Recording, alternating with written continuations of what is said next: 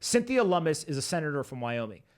Probably one of my favorite senators right now. Nothing to do with her political views. I actually don't know too much about all of her political views, but Cynthia Lummis is, as you can see here, absolutely killing it. Got laser eyes just flying around. And recently, we talked about Senator Elizabeth Warren, her comments on crypto, basically talking about the shadowy supercoders. And, Cynthia Lummis, she was like dribbling down the court in the virtual world. She put it between her legs, went around her back, all of a sudden jumped in the air, did a 360 windmill dunk right on top of the article. And she said, who commit open source code to a transparent, publicly viewable, decentralized ledger, facilitating peer-to-peer transactions without the need for a trusted but sometimes not actually trustworthy third party. #BTC.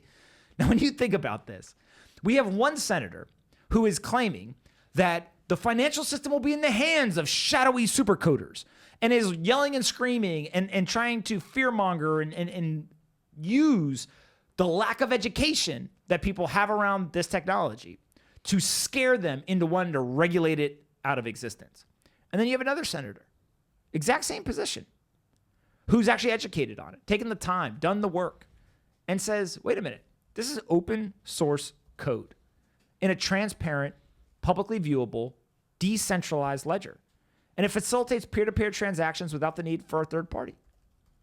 There's nothing shadowy about it. It's actually super transparent. That's a U.S. sitting senator who has laser eyes on Twitter, who is describing in great detail and accuracy exactly the benefits of Bitcoin.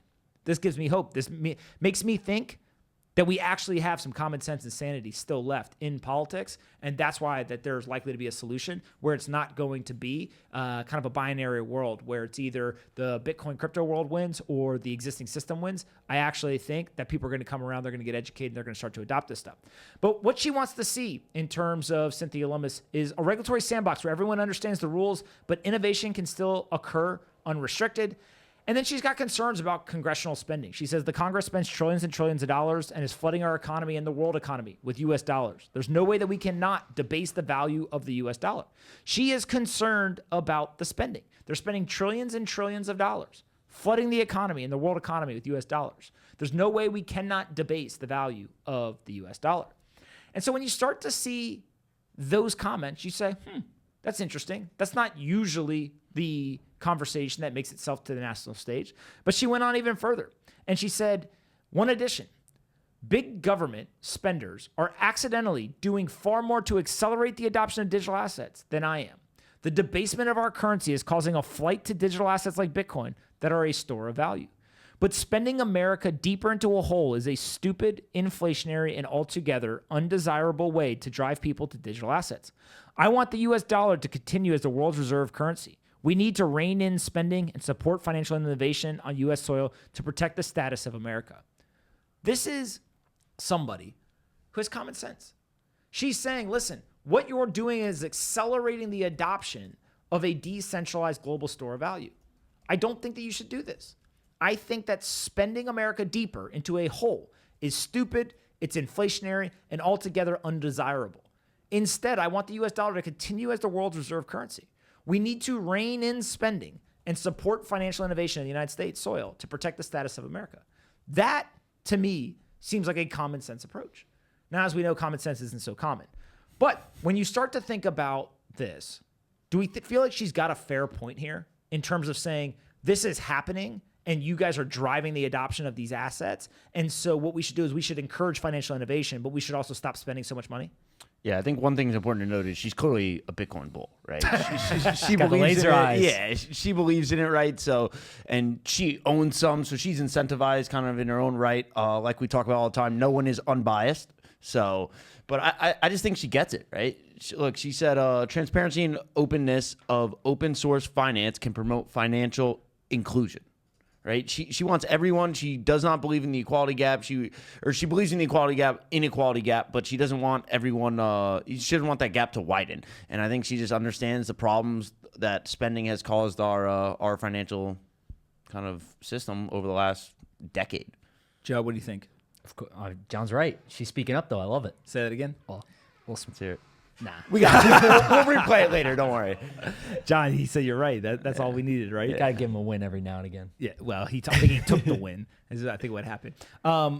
If we think through what the implications here are, It's very interesting to me that one senator is kind of on one end of the spectrum and another in Elizabeth Warren is on the other end of the spectrum. Like it actually does show some level of balance when it comes to just the Senate alone. Right. And there's not just 2 senators. Obviously, there's a bunch of others. But it does show much more balance than I think what the mainstream conversation is today. Most people think just, the government and politicians are completely against this. This shows 2 people who actually have completely different views of the world.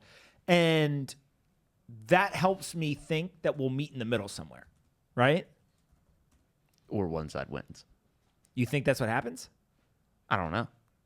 No, I think Elizabeth Warren, when she realizes and does the work on this, that she's going to come around. I really do. If we had to put, I don't know why I have faith in that, but I do. If we had to put a probability on it right now, what is the probability that Elizabeth Warren is a Bitcoin bull by, 2021, by the end of 2023? I don't want to lock myself into a number. No, just probability. I put it at probably 50-50. Yeah, I would agree with that. 50-50 whether Elizabeth Warren becomes a Bitcoin bull in the next 2.5 years. The problem is if it less. becomes too much Or of a year like and a half. If it becomes too much of like a game, right, where she's just yelling about it nonstop because it's loud and people engage with it and do all this type of stuff, and it's Well, that's the 50% reason why she wouldn't. yeah. But if she actually does the work on it and understands kind of the system and the structure and the technology and all that kind of stuff, I think she'll change her mind.